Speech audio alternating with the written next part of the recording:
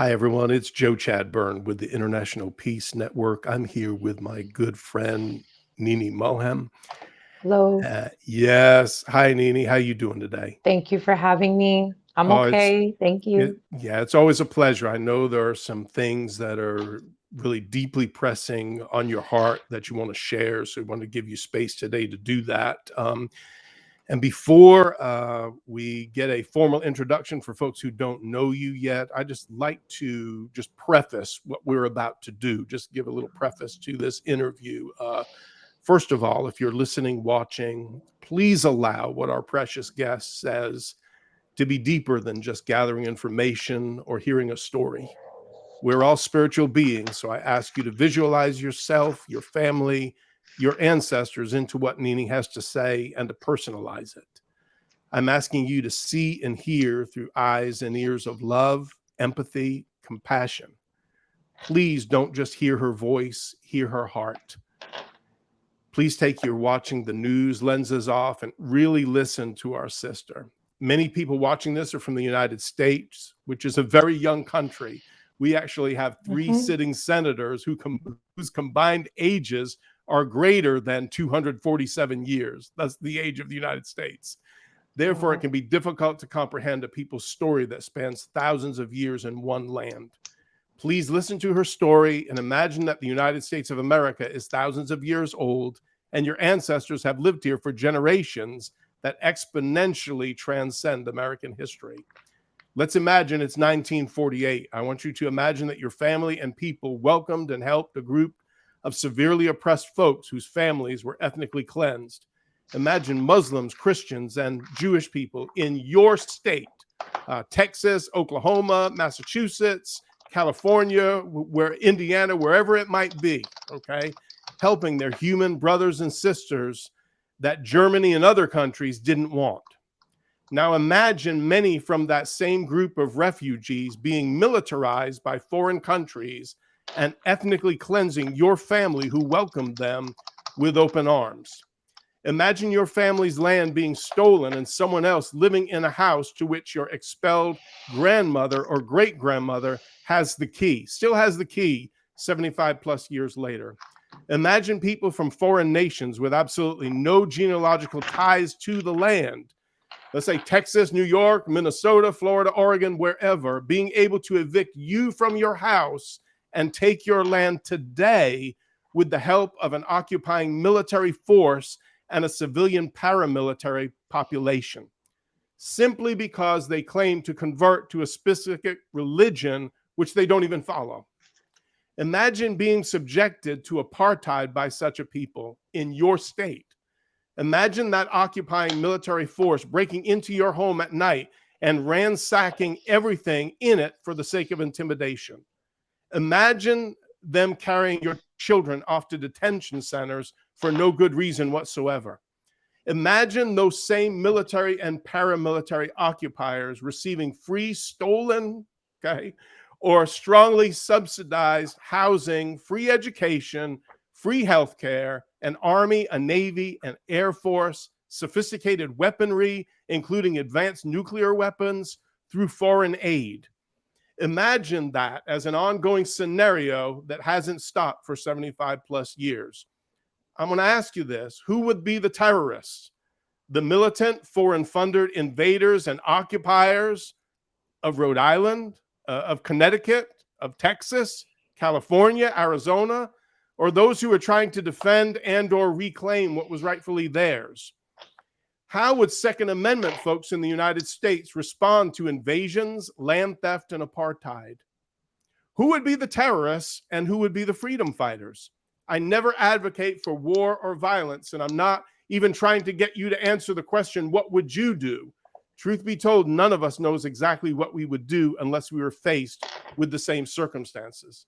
What I am asking is for you to hearken attentively to our sister's words through a lens of love, empathy, compassion, and equal justice for all humanity, all of which I believe to be common beliefs of Judaism, Christianity, Islam, and in the innermost depths of every human conscience, no matter how seared, hardened, and hitting they might be. So without further ado, I want to introduce my friend, NeNe Mulhem. And for those who don't know you yet from our previous conversation, would you please just briefly introduce yourself, and then we'll get into what's weighing heavily on your heart right now. Thank you, Joe. Your introductions are always so good. That one covered just about everything.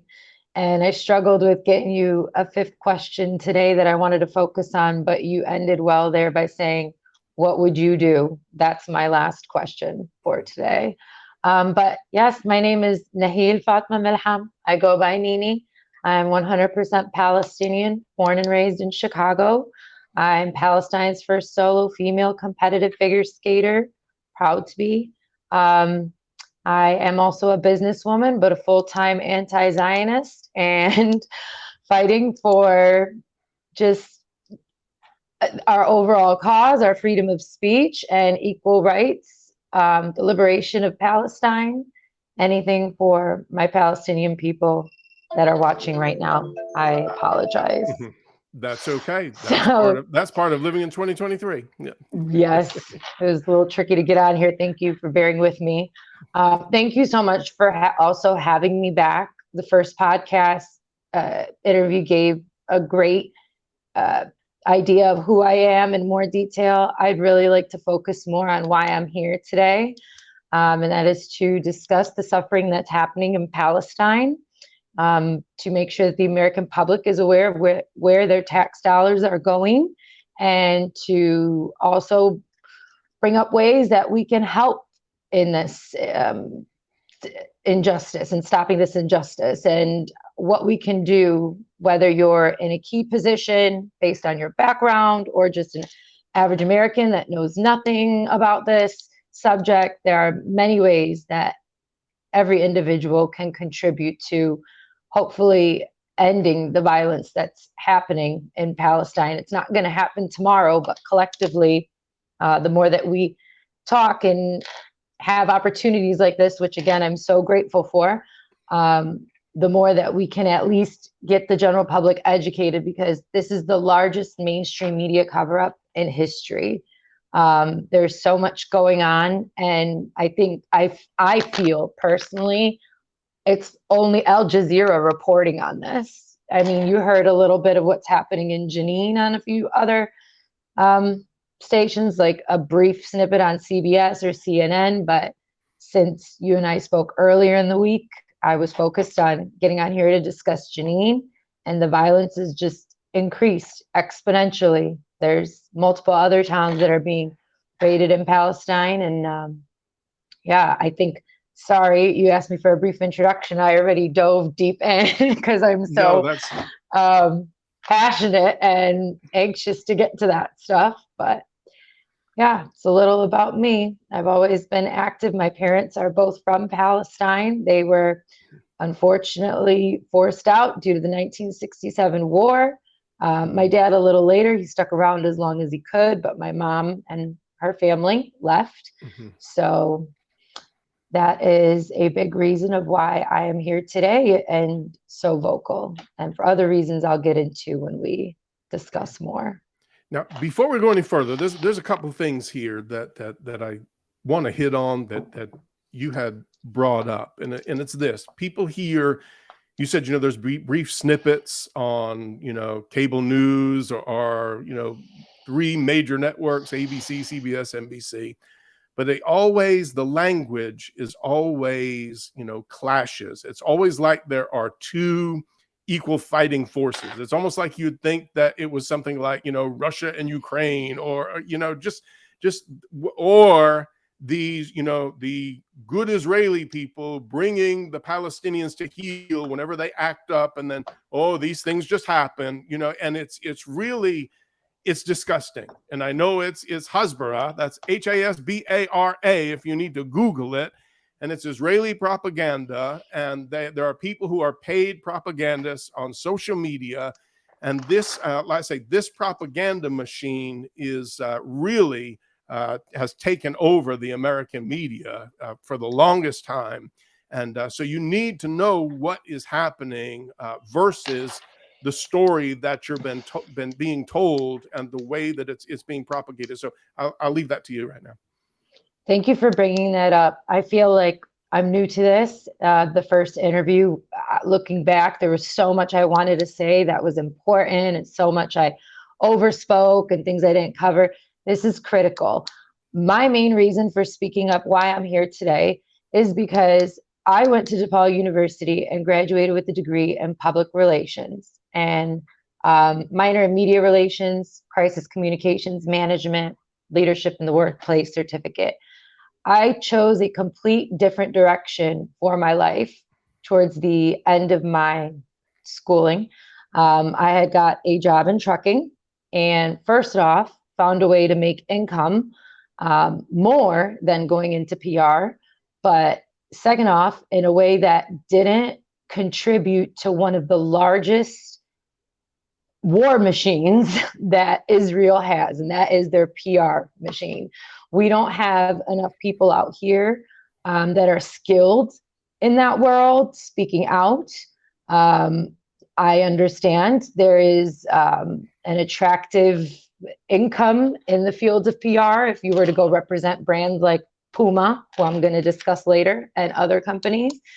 It just seemed that whatever direction I went in PR, I was not going to be fulfilling a life purpose. And amidst my studies, I learned all of the tricks in the trade of Zionism. And you touched on it, the language being one of them. This is something that I wanted to start with today. First, let me just say, to be an anti-Zionist is not an anti-Semite. The Palestinian lived experience is never acknowledged. It's never believed. It's a conspiracy. Did that really happen? It's questioned. So, there's no other individual that lives through an experience that is completely discounted, like it was fake. It was in their mind. So how we feel is there is no such thing as a Zionist Jew. In fact, we are offended, along with many of our Jewish brothers and sisters, increasing by the day, that Zionism is conflating Judaism with the notion of Zionism. It is two separate things. Judaism is a word of God. Zionism is an extremist political ideology. I will correct myself in previous posts online where I said, and maybe the last interview, that Theodore Herzl created Zionism. He did not. Balfour did. Theodore Herzl actually just catapulted the growth of Zionism. He held the first Zionist Congress. Nonetheless, he was an atheist. Many of Zionism's forefathers were, still are. And today, if any of them do still believe in Judaism, it is a Jewish supremacy movement.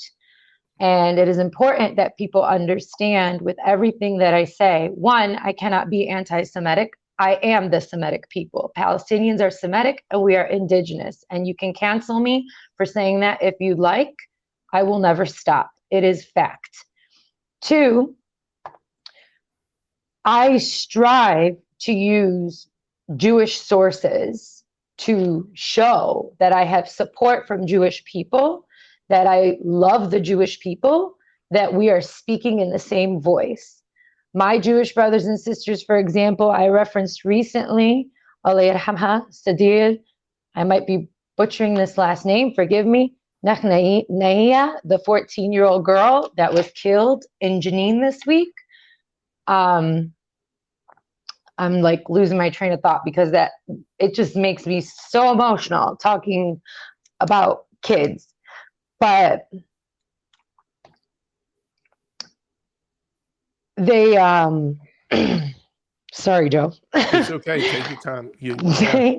That's part of being human. Yeah, I wouldn't want to interview anyone who wasn't upset about a 14-year-old girl being murdered. Yeah.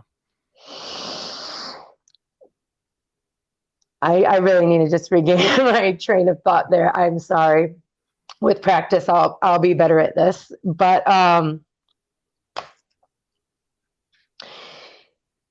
yeah, they Wow, I'm really losing it, but we could edit this You're part talking out. about Jenin and the 14-year-old girl. You're talking about Yeah, but the before Korean that, part. I was Yeah. saying, You're talking about Judaism versus Zionism and having the backing of so many Jewish people. And I think that's right. what you Sorry, thank you, segued into, thank you. and their Yes, take on this recent Sadil, atrocity. Sadil, if you look at the original post that I shared of that news, where did I learn that news? This is key. Not from a Palestinian, from a Jewish woman. Her last name is Cohen. So it's got to the point now where me, as an American Palestinian who's physically been to Palestine, who still has friends and family there, is getting my information from Jewish Americans sometimes before I even know, before some of my family and friends know. And it's factual information. You can look it up in any of the short news coverage we've had. You can Google it. Sadil, 14 years old, just murdered in Jenin. Also, I reference B'Tselem often. So it's important for your audience to know that the facts that I bring forth, that I speak, I usually source from them. This is an Israeli human rights organization. This is not a biased Arab leftist, as some like to claim, organization. They are Israeli. So if you want to deny our experiences, our lived experiences, are we also denying the Jewish experiences that are speaking up on this? Is it anti-Semitic then when you ignore them? That's the first thing I want to address, the big elephant in the room, anti-Semitism. But yes, the other language, you've mentioned clashes and conflict, and no, this is apartheid, ethnic cleansing, violence, murder, war crimes, and reputable organizations besides B'Tselem, who are Israeli based, have said this. So this isn't just coming from someone who's crying because they're Palestinian and feels connected to the people. These are from other individuals around the world. And the main thing, that's why I wanted to get on here today, is to address the notion of terrorism. The Lion's Den and Jenin Brigade resistance groups are not terrorists. And it's important, as someone who went to school for PR and sees what the media is doing, that I get on platforms like this, that I use my social media, any opportunity that I can to get ahead of the narrative that they are terrorists. They are not. They are defenders, they are resistance fighters, they are normal fathers, sons, women and children even defending their towns. And I'm gonna mention an example today who was just killed recently. But yes, a child is not a terrorist for fighting back at an Israeli soldier with rocks. A father is not a terrorist for defending his home when settlers, not even military settlers, Jewish settlers, dressed in civilian clothing, armed, trying to break down his door with his mother, his wife, his daughter, his new baby inside. If you want to call that a terrorist, be my guest. We're kind of over it. You don't believe our narrative anyways. You don't believe our lived experience. So they can call us whatever we want. We will continue to try to get ahead of the narrative, but focus on other more important strategies to get to our goals. Because I think the world is getting to a point where they don't even believe that narrative. They know, like, common sense. Well, now you could just get on TikTok and see that these Jewish supremacist settlers are live streaming the violence that they're doing, ripping up the Qur'ans in the mosque. Can you imagine if we went into a synagogue and did that, which we never would, because we are a true people of God. People of God do not do things like that. And I'd also like to interject and say that it's not just mosques, it's also churches, and yes, the Palestinian Christian Bibles. population has really been, so many of them have been driven out of the land as well. So this is not just a Muslim experience. This is a human experience, and also a very much a Christian experience. Yes. And something I should have included in my introduction today that was important is reminder people, I am a strong independent. I am not a leftist. for the conservatives that are following, and for the leftists that are following. I am not a conservative. I am pissed at both sides. So I am not coming on here with an agenda. And I'll tell you why I'm pissed at both sides. The leftists, I'm pissed at because you want to cry about feminism my whole life and get me into this ideology, but not once do I hear anything about Sadie, the 14-year-old girl that I mentioned killed this week, the other women that have been killed by IOF forces. Like, what?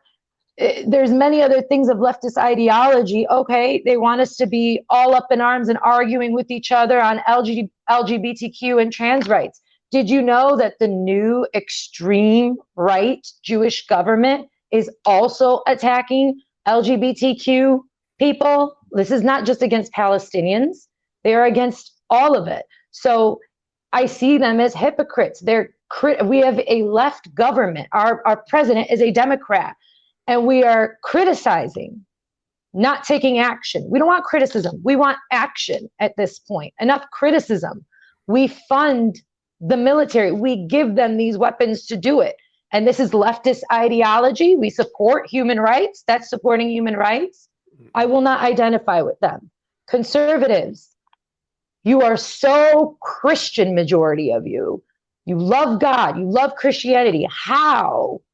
But then you ignore the Christian Palestinians.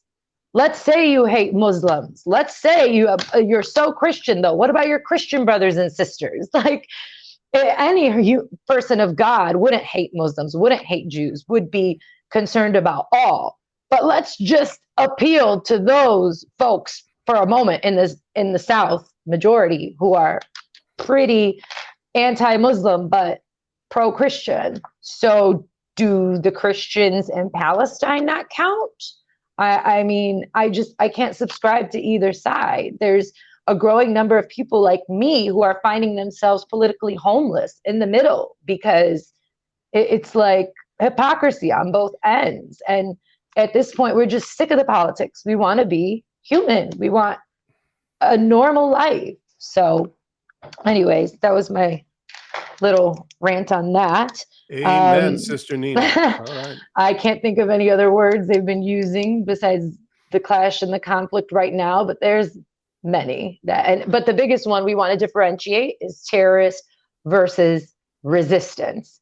These are not terrorists. My main purpose of coming on here today was to get ahead of the narrative and to make sure that people know we are not backing down this time.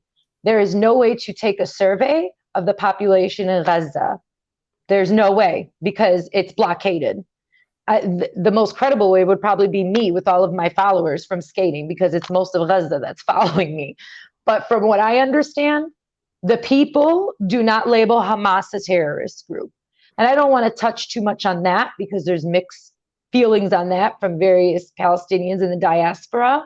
But I can say this confidently, it's gotten to a point where they're starting to win back majority of the people's support in Palestine because they're the only ones defending them. This year was the largest growth in youth Palestinians signing up to train in Hamas. It's because since they've been born, they haven't seen change. And these are the only men that have defended them. So the world can argue that they're terrorists. The world can argue that the new resistance groups are terrorists, but you need to speak with the Palestinian people on the ground who are telling you they're not being used as human shields. If you are blockaded in a defined small area, everywhere is a human shield. Where are you going to go? And Beit Salem, let me point out, if you go on their website, they have clearly described the true definition of the human shield, and that is on the Israeli side. They were using Palestinians as human shields to go out in the road and remove suspected objects, and actually passed legislation at a point that they couldn't do that anymore. Now they break it all the time. They have, disclaimers in there so they can still get away with using us as human shields. But it's so crazy. Like, the entire notion of Zionism is one large narcissism bubble. Like, they created the human shield thing, and then they act like we're doing the human shield thing. They attack us and we resist, and then they act like we're the terrorists. Like, I almost feel like they made narcissism a buzzword 2 or 3 years back to take the attention off of what they're doing. Remember, all over social media, it was like narcissism, this, narcissism, everyone's complaining about narcissism. And it's like, why? Because Palestinians started using that word frequently to describe them. I mean, I wouldn't put it past them. Their PR machine is huge. So, yeah. I'd like to highlight something about what you're saying. And this is to anyone in the United States, especially if you're heavy Second Amendment patriot type. If someone invaded and occupied the United States and you did not have any sophisticated weaponry whatsoever, and they were funded by a foreign government, and they had an army, a navy, an air force, nuclear weapons, and you went to try to reclaim your land or just defend your land from someone stealing it with the firearms that you have, that most Palestinians do not have access to. Okay, if you got more than rocks, all right, and an occasional weapon, okay, that most of the time is not even that sophisticated. Okay, we manufacture all of our weapons in Palestine. Like, they act like Iran's funneling us all of these weapons. How? So I will ask, what would you do? You would consider yourself to be a freedom fighter and a patriot, but because the Palestinians, those are the exactly what you would do, okay, and are angry and irate about their grandparents, their parents, their property being stolen and them being treated, okay, horribly. You could very well liken it to the Jim Crow laws in the South that Black people went through prior to the Civil Rights Movement. I mean, this is horrible. There's no way to justify it. The vast majority of you would call yourselves freedom fighters and patriots, and you would deal, I mean, in no uncertain terms, you would use violence against the foreign occupiers. Okay, so this is something that you need to think about, okay, as we're moving. And this is the International Peace Network. I'm all about peace, anti-war, anti-violence. Exactly. I'm also anti-hypocrisy. And let's judge this, okay? If we're going to judge things, let's judge this thing. Let's have the scales of equality be there with the lady with the blindfold on, okay? And you forgot the most important part, Joe. Let's say they did all that after that invading power has stripped you and everyone in your country of your right to bear arms. I mean, this is why I'm upset with conservatives. Also, as I age, I'm leaning more right in my beliefs. I recognize where I'm actually raised as a conservative, traditional individual, but I can't identify as that because this same political party agrees with the right to bear arms, but not in Palestine. And, it's just total hypocrisy. Thank you for touching on that. And yes, with all of the clarification that I provided on the new groups that have risen out of resistance and Hamas, let me just reiterate, we want peace. We can't have it if we're being raided and attacked. Are we expected to lay down and just let them shoot us? The Israelis, the Zionists, only communicate with bullets. That's it. They don't talk. So if you want to talk, one would think common sense, put your guns down. Stop emboldening your civilians to raid our towns, which are unarmed. Then we can talk. But as long as you come knocking on my grandmother's door, we're going to fight. We are not going to put guns down. And not knocking, like trying to break the door down and harm her and steal her home. What conservative would be okay with that and not responding? It's wild. But yeah, that's why we're here today, to make people think, right? At least maybe they won't subscribe to what I'm saying, but they're going to question, they're going to think to themselves. I've been able to reach some minds just by having conversations like this and see some little change. So absolutely. And there's a lot of times there's theological brainwashing with some very bad doctrines in Christianity that have caused people to just not listen to their conscience and not equally apply what they believe about justice. And if it were happening anywhere else, they'd be against it. But this is an exception because Palestinians just are a collateral damage for Jesus' will being done. And that is nonsense. What has happened, Christian Zionists have sacrificed the teachings of Jesus, okay, specifically the Beatitudes, on the altar of some very horrible, demonic eschatology. I said it, and I can back that up. I am a theologian myself. That is what I do. I'm not great at a lot of things. We know you can. But that is my forte. And on the International Peace Network, you can have access to my YouTube channel where we refute so much of these horrible beliefs that cause people to excuse these atrocities, okay, in the name of their religion.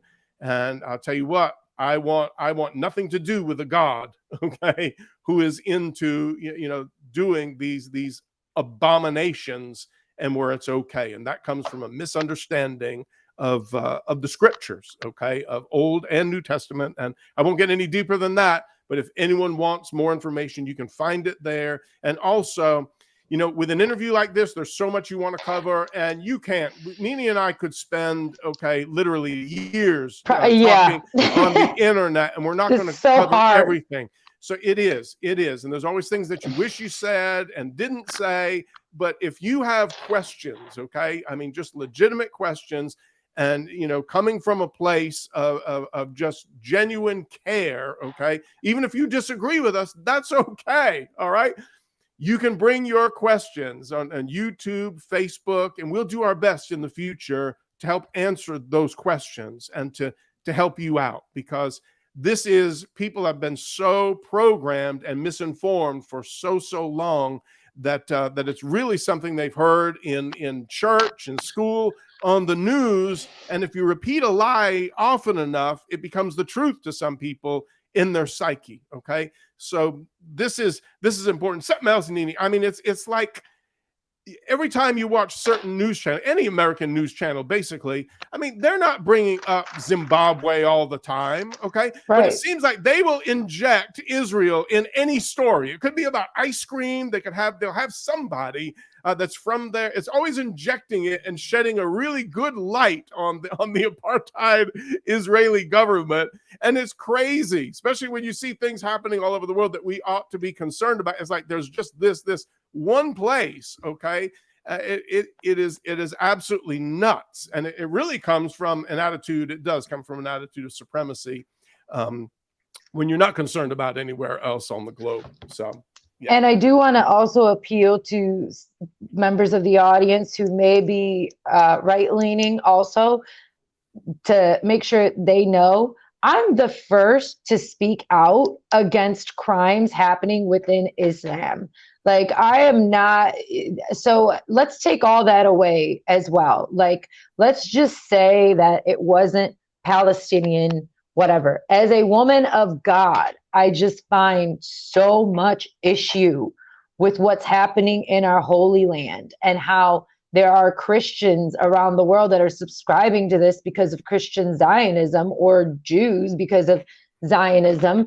And just as a woman of God, take away like everything else. Like, how can you subscribe to anything under the name of God so proudly that is proven to be violence and unnecessary killing of women, children, disabled people? I just posted today, a disabled home was targeted last month. I didn't even hear about. The mainstream media did such a good job of covering it up. It's horrible.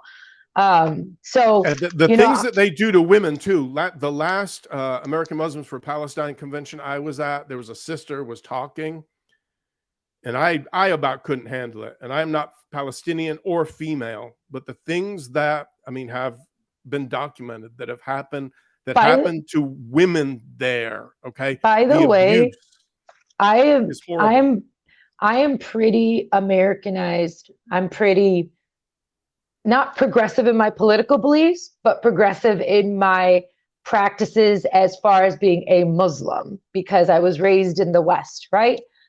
I wear what I want. I'll wear a bikini. I'll go to parties. I will live the American dream. Okay.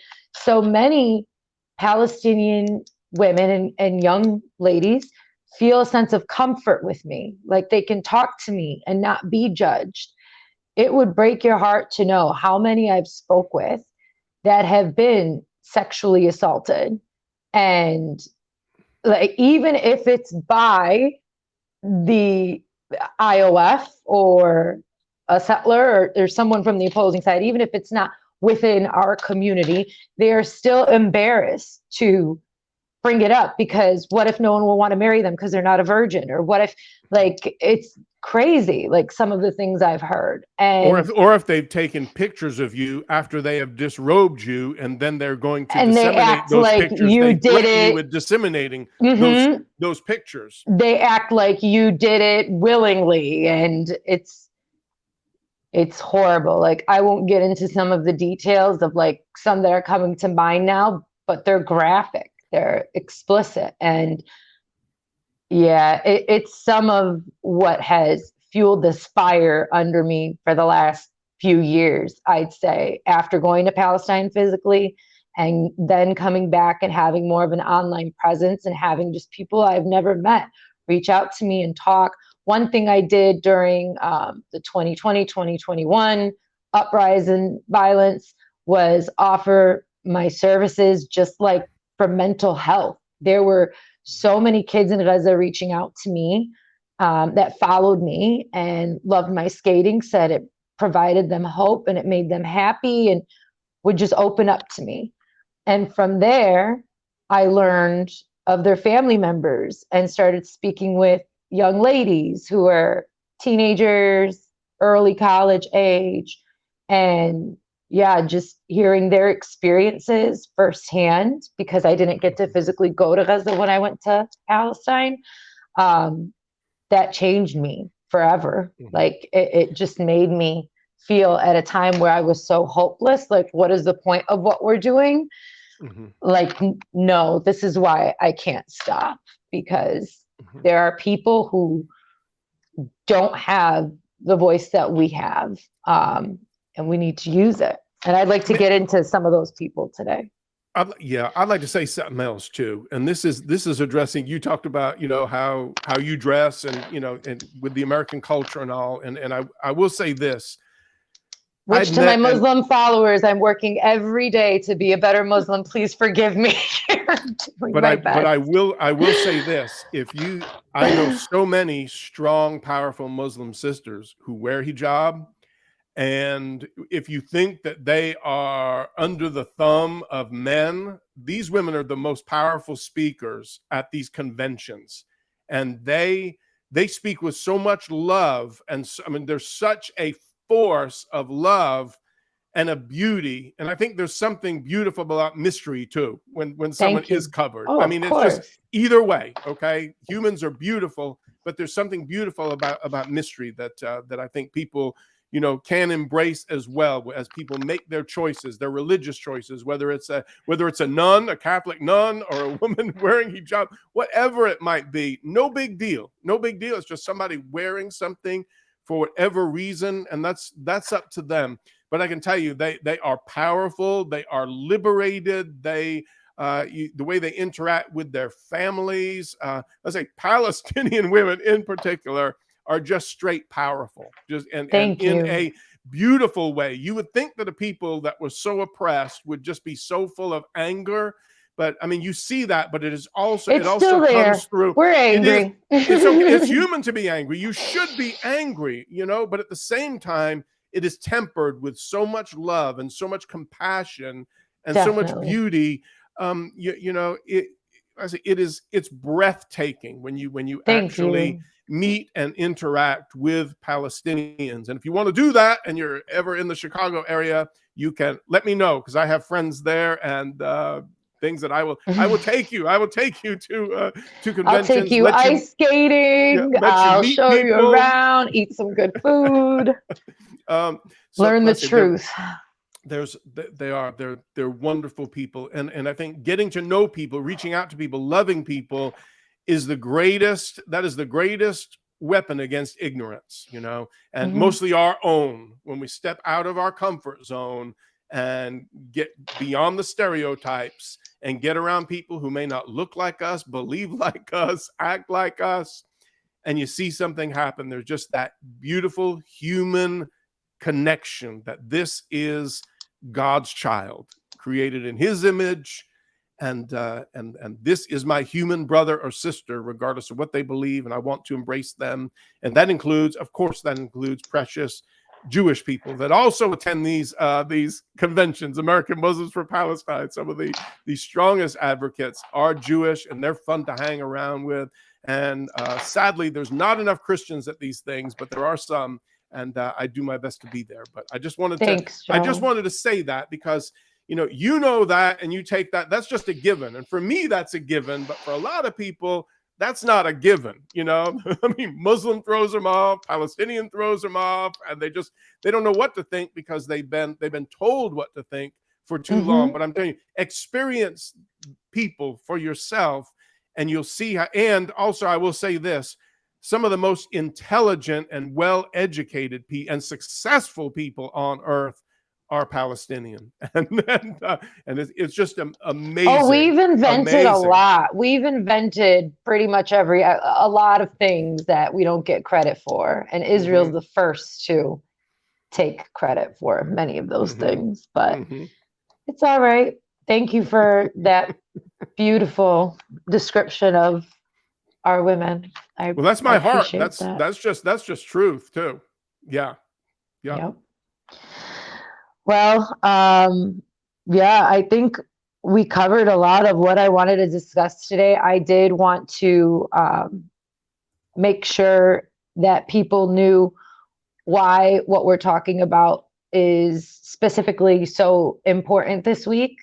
For the first time in 20 years, they have used helicopters for the attacks that they've been having all over the West Bank, sniper targeted assassinations. This is activity one could find in Gaza usually. And for the last 20 years, the world leaders have worked to try to maintain a level of peace in the West Bank.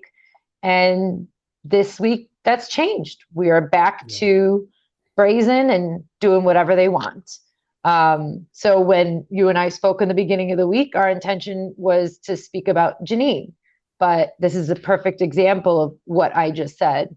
By today, they have raided Turmasaya, Tulkaram, many other villages. And why I mentioned those two and felt so passionate about coming on this week is because they hit very close to home. Tulkaram is where my dad is from. And Turmasaya, I have close friends. American friends here that have homes there, Americans there right now that are under attack. So, the people who want to follow the mainstream media and cry that, oh, they're going after terrorism. So you're calling other Americans terrorists now? So we're calling this area where for the past 20 years, okay, maybe hasn't been under complete peace, but hasn't had Apache level, like military helicopters coming in and, raiding towns, torching them, allowing civilians to torch them. That hasn't been happening. Like this new ultra nationalist extreme right Israeli government is beyond like any word I can even think of to describe deranged or, rogue, or like I've been saying rogue lately, but they're beyond that. They've even threatened Netanyahu with basically saying that if he didn't subscribe to their plan to speed up the settlements, they were just going to quit and force their own votes in election anyway. So they're playing the Trump card. And like, this is what we call a democracy. Like we just fought about that here in the US. There's an election, there's a process. But with this new government, they've removed all the processes for building these settlements. The US is telling them to stop, and other countries are telling them to stop. And they said, we don't care. We're fulfilling a biblical prophecy for the Jewish people. Like, where is that okay?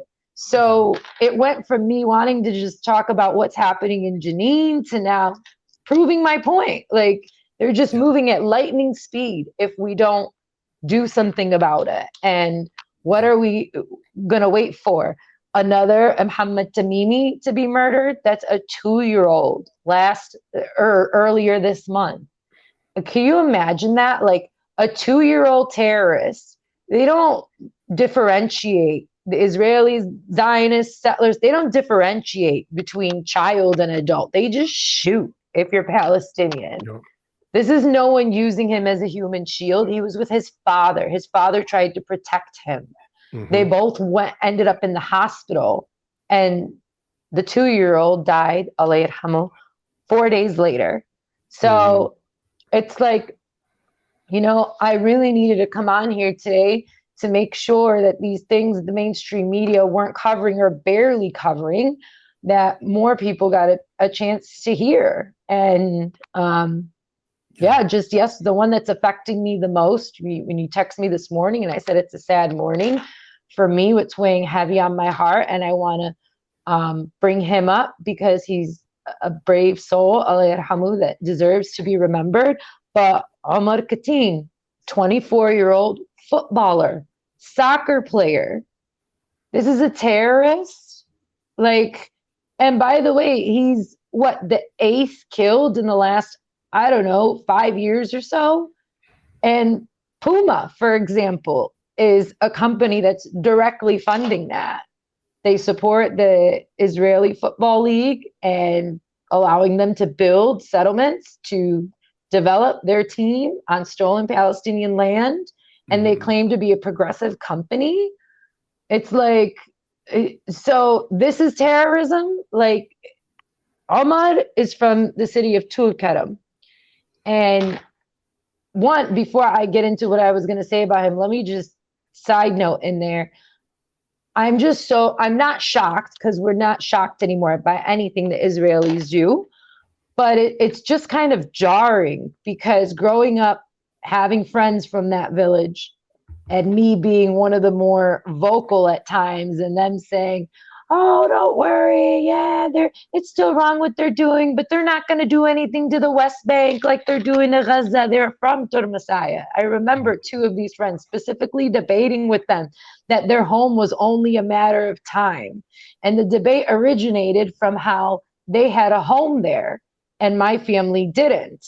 Like, my extended family does, but I'm talking about my mom, my dad. Like, we don't have our own personal home in Palestine, but his family proceeded to build one back there, and he wanted to move back there. And I said, as much as I'd love to move back there, right now, it's kind of hard for me to justify spending all this money building this home only for it to be demolished in the next 20 years due to violence.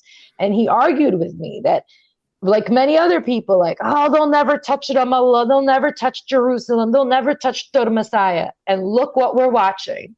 They literally just torched the town and killed a footballer. This is a predominantly Americanized, well, not Americanized, but heavy American presence there. Like, people live here and they still have homes there. They go for 3 months and live, and then they come back. And they're beautiful, big homes, Joe. Like, one of my friends, it's like a mansion. And, you know, it's crazy that we've gotten to this point before people are like, oh, wow, okay, so it can happen. Like, yeah, all you need is the right people in the government. And now you have your own athletes being murdered. So Ahmad was defending other people in the town. You know, I think athletes have a mentality, because we play often on teams and are so proud of where we're representing, this need to defend. And he was one of the first to go out and defend the elderly, the children that were running from the gunfire and the flames from the torches. And he was martyred. He was killed. He left behind a young wife, 2 children. And I just watched her video this morning, and it just broke me. Like Mm. it's like unbelievable that we still have to have conversations like this so that people are even aware of that and like who the real terrorisms are. Show me where the IOF, and for the viewers who don't know, we refer to them as the IOF, Israeli Occupational Forces, not the Israeli Defense Forces. Show me one terrorist name that they got in the last 24 hours. They don't have one. They got a football player. They got some kids, maybe a grandma in there. It's like unreal. Pardon my lighting here. We're experiencing a little bit of a thunderstorm. It's only 3:29 in the afternoon, but that's why I was listening to you, but I'm fiddling with the lights, so I wasn't totally in the dark here. It's okay. And before you go forward, I just want to let you know, I want to give you the opportunity, if you'd like. We didn't discuss this before, so I'm not putting you on the spot. But if you would like, I also have at the International Peace Network, there is a blog page. So if you would like to do a write-up on this with links, and the people can look at certain things, because a lot of them aren't going to be able to understand Arabic names and things like that, or know where certain towns are. So if there's certain things that we can have there that are typed in that people can reference with links, I think that would be wonderful, and to help inform people so that they can take what you're saying and then get a deeper understanding of it, kind of chew on it a little bit later. I agree, because I was thinking to do that in the comments last time, but this is more effective directly on your page there. If it's on the website too, I can put the link on Facebook. You can do that, so people have the link. Sure. Sounds good. But yeah, these are the things that have been on my mind. One last one that's been on my mind, and why I feel the need again to speak out more, is because my followers, my fans, my supporters of my skating often are the ones sharing these stories, and they don't have as many followers as me. Not like I have a million or anything like that, but one lady I want to talk about, Nora, for example, I have 8,000 more than her, and the potential to reach several thousand more people than her in the next few years. So I think it's important to talk about her, because she's trying desperately with her Instagram page and her Twitter. And there's thousands like her that are trying, but they're not getting anywhere because of the censorship on social media, because they don't have American citizenship and the ability to speak up as much without consequence. So kind of tying into my whole, do we really justify this as going after terrorists when I have people like Nora, who is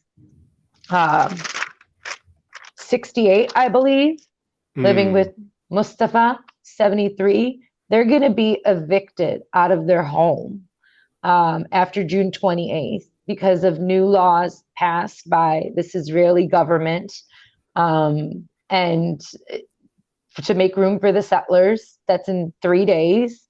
And because the US is just criticizing it, not doing anything, because the UK is pretty much speechless. They might have said a word or two. This is going to happen, and it's going to happen times 100. And this lady is so sweet. She supports my skating and is just, online connection that I have, many others. But I just think of her and her story and other elderly stories. Some of them, their children have been killed by this violence. So they don't have anyone to go up against the Israeli courts that are trying to demolish their homes and make room for the settlements. Not like they have any leg to stand on, but at least when you have children or someone to defend you, it's a little easier. Well, some of them, those kids have been killed, or they've left the country to provide a better life for their loved ones back home and can't get back in the country. So there's many different variations. And I just think of that's grandma age, that's grandpa age. and this is terrorism. And that's just Yeah. one example. And even some of the language too, like settler, it sounds like Little House on the Prairie or something, where none of the indigenous people, no indigenous people are killed. It's just these people in this land, and they're living that whole they're really what they are is occupying and occupying paramilitary force with the full backing of the military and the government in what they are doing. And this could be Fred from New Jersey, who converts to Judaism and then gets a free ride and gets to steal somebody's house. Okay. And that's what conservatives are okay with? Is that not socialism? Free housing, free healthcare, free education, but conservatives stand for that? That's not a settler. That is a criminal. This isn't somebody just squatting out in some uninhabited it's a terrorist. area. That is a terrorist. Yeah. This is terrorism. He's literally coming to your home to terrorize it. He's trying to break down the door, kick out a 60-something-year-old woman and her 70-something-year-old husband with violence. I would argue that's terrorism on the U.S. taxpayers' dime. What if they did? What if some guy in New Jersey could do that to to your home in Oklahoma? I was just gonna say, what if Biden emboldened a certain group? What if he said, "Okay, Antifa, you can go and just torch down anyone that disagrees with BLM"? Can you imagine that? What if we embolden any extremist group? And we kind of see people from overseas. Recruit people from overseas, to steal and to shoot Palestinian kids when it comes down to it. Blonde-haired American girls going over there and boys going over there to shoot Palestinian kids in the kneecaps while they're playing soccer. Okay. And that's not an exaggeration. That's real. And it's beyond that, beyond that. I do want to talk about next time, the Americans that have been killed by this, that's not talked about enough either. This week was so pressing with the violence going on in the West Bank, to talk about specifically what they did in Jenin and, so basically, let me also just give a quick timeline of events to justify that this is resistance and not terrorism, or to prove, I should say, that in Jenin, they were raided to build this settlement by, I don't know, 200, 250 settlers, something like that, which were armed by the IOF. And in response to that, which they killed 7 Palestinians, including Sadil, the 14-year-old. In response to that, Palestinians killed 2 Israelis. So as a resistance action, now we have another, out of this resistance action, now we have another violent action from the IOF. Now they were pissed that we killed 2 people in response to them killing 7 of ours and raiding a town. That's not justified. So then they go and they raid other towns. And the US is telling them to stop building these settlements, because common sense, if people are fighting you and killing you back and you're saying you'll do anything to protect the civilians, then you would stop the action that is promoting that violence, whether it's in your favor or not. In the end, Israelis are also dying too. So why don't you stop the building of those homes, not expedite it until someone comes up with a better solution? But no, it's their way or the highway. And by the way, Netanyahu, if you disagree, we're going to do it anyways. Yeah. And with the U.S., with Biden, it's all rhetoric and there's no teeth to it. And they just keep funding it. And it's just like you're just enabling them. You're pretending on the world stage to oppose certain actions while enabling them with dollars and weapons and everything else. So it's how really are they disgusting. Not concerned about that on a global level? You're just setting the precedent for other people like Modi in India, who we just hosted at the White House, to continue regimes like that, operations like that, because if Israel can get away with it, and he's a horrible persecutor. They are horrible persecutors of Christians and Muslims in India. But you don't see that on the news either. So this is a great reason for people. Specifically, I get this question from American conservatives. Why do I want to care about that? It doesn't bother me. Like, it has nothing to do. We got enough problems in that country. Well, for one, you're a Christian. You should care. That's the Holy Land. There are Christians being affected, and any child of God would care. Two, we are literally the lab rats, the guinea pigs. And we keep allowing the Israelis to operate like this. They're already in a state where they don't care what their own leadership in the government says. They're going to do what they want. So you don't think that's going to seep into other countries? You don't think in many forms, like, this is just the first, and again, we are the lab rats. They've tested their spyware on us, the facial recognition. They're selling it all around the world.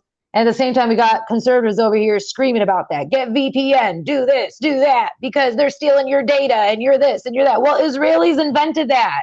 Mm-hmm. You supported paying them to do that.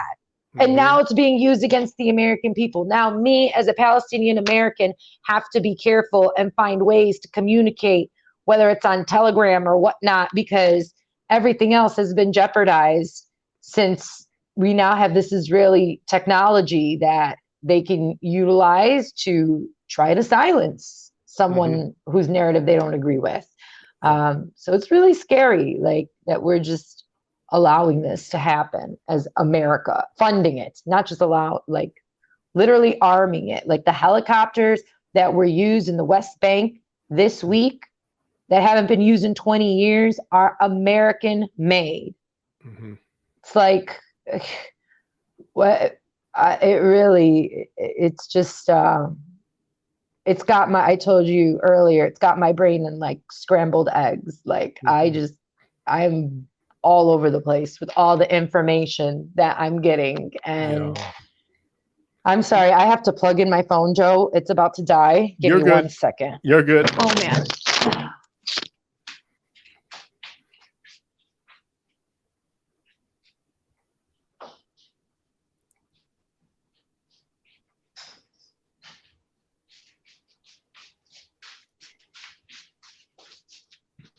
Man, I hope it doesn't. I hope this works.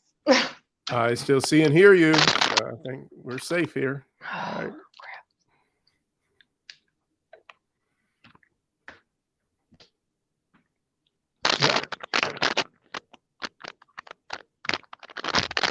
All right.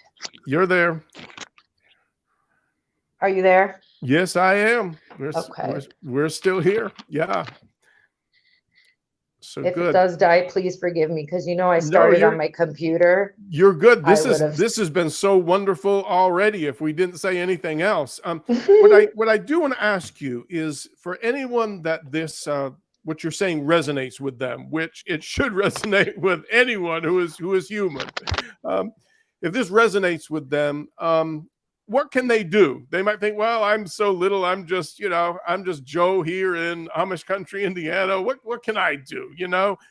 Tell us what we can do. Well, we could start by not being afraid to have this conversation. The reason why I prefaced in the beginning the difference between Judaism and Zionism, and just mention that in anti-Semitism, is because I know a lot of people want to know more. They want to discuss, but they're scared. They feel a sense of shame. That anti-Semitism clause there, it scares the crap out of a lot of people who are human, who do have humanity in their hearts, who probably would donate if they just had a little more information. So the first thing is just not being afraid to talk to Palestinians like myself and to learn more. And to understand there's a growing number of Jewish people who are going to support you in this and not label you as an anti-Semite for even just getting more information. Like, it's crazy just learning about it. They would say, oh, you're reading from this site, and they want to label B'Tselem as self-hating. It's interesting to me because, again, appealing to the conservative audience that might be listening, they'll be quick to defend people like Candace Owens when people say that she's self-hating, but then are quick to jump and say B'Tselem is self-hating. Like, which one is it? They are just another group of brave people that are speaking up on the atrocities happening at the hands of Zionism and the Israeli government. So I would, one, redirect people to check them out. That's B''T SELEM, B'Tselem, Israeli-based human rights organization, to get any information they may need. And then two, to get involved, right? Locally, you can get involved. There are things happening all the time. If people would just pay attention, where there are, like, I gave you an example last week, IIPB, Illinois Investment Policy Board, like a group here in Illinois that you can attend their meetings. They speak directly on, or they have meetings where they speak directly on ways that they can combat anti-Zionism and BDS. You should go if you're an American citizen and you're in the area and they're having one of these meetings, because you live here and that's an Illinois committee, and hear what they're saying and voice your opinion and speak up. Like, every little bit counts. And for the people that want to argue, like, speaking out, going to protest is the other thing. If you see a function, whether that's a protest or a Palestinian cultural event, I urge you to attend, to learn more. You might actually enjoy one of our concerts or restaurants. You might actually learn something from a protest, or be surprised to see a speaker there from your local leadership that you actually support. You don't have to go with a huge flag and sign, but just go learn, at least. I will add, while she's getting everything, looks like something happened there, but I'm going to add some links to Christian organizations there in Palestine, and those in the United States that that support Palestinians, and also love Jewish people, of course.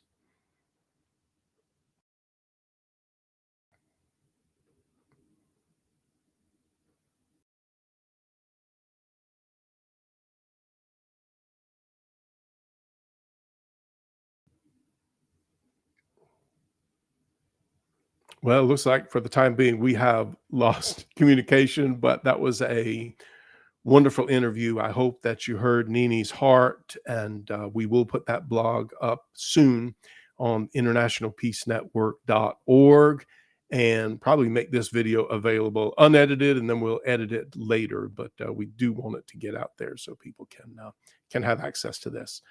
So for now, we love you, appreciate you, and it was so good. I hope you didn't just hear her words, but you heard her heart. God bless.